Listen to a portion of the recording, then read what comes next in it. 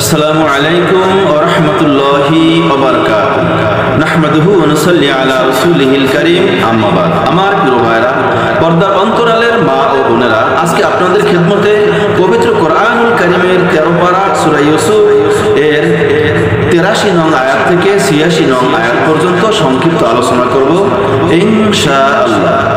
আল্লাহ তাআলা বলেন, ওয়ালা বাল সাওয়ালাত লাকুম আনফুসুকুম আমরা।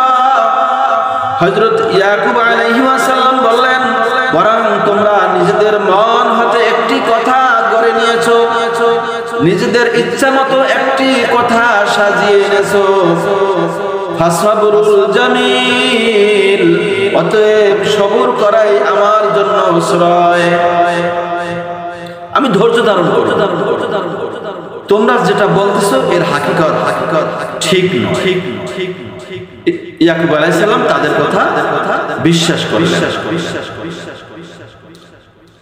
ইয়াকুব আলাইহিস সালাম আরো বললেন, আসাল্লাহু আইয়াতিয়ানি বিহিম জামিআ।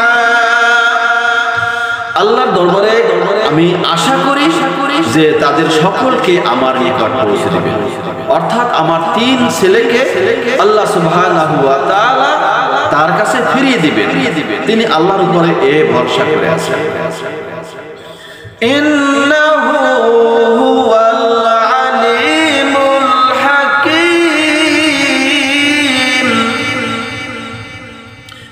তিনি আরো বলেন, নিশ্চয়ই আল্লাহ রাব্বুল আলামিন হইছেন সর্বজ্ঞ এবং প্রজ্ঞাময়। আল্লাহ রাব্বুল আলামিন সূরা 9 নং আয়াতের মধ্যে বলেন, ওয়া তাওয়াল্লা আনহুম, আর তাদের হতে অন্যদিকে মুখ ফিরাইলেন। অর্থাৎ ইয়াকুব আলাইহিস সালাম তাদের সন্তানদের কাছ থেকে মুখ ফিরিয়ে নিলেন। ওয়া ক্বালা, এবং তিনি বললেন, ইয়া আসাফা আলা ইউসুফ, হে ইউসুফ আফসোস। আল্লাহ রাব্বুল আলামিন 85 নং আয়াতের মধ্যে বলেন, যখন পিতা সন্তানদের কাছ থেকে মুখ ফিরিয়ে নিলেন তখন তা বলল, ক্বালু তাল্লাহ, পুত্ররা বলল, আল্লাহর কসম, তাফতাউ তাযকুরু ইউসুফ, আপনি তো সদা সর্বদা ইউসুফের শরণে লেগে থাকবেন। হাত্তা তাকুনা হারাদা, এমনকি শীর্ণকায় হয়ে অষ্টাগত প্রাণ হয়ে পড়বেন, অর্থাৎ মুমূর্ষু অবস্থায় পৌঁছবেন। আও তাকুনা মিনাল হালিকিন, অথবা একেবারে মরেই যাবেন, মৃত্যুবরণ করবেন। সর্বশেষ হযরত ইয়াকুব আলাইহিস সালাম কি জবাব দিলেন?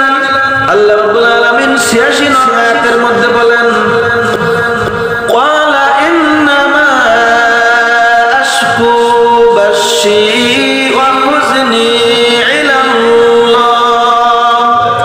ইয়াকুব আলাইহিস সালাম বললেন, আমি আমার শোক এবং দুঃখের অভিযোগ কেবলমাত্র শুধুমাত্র আল্লাহর সমীপে করছি।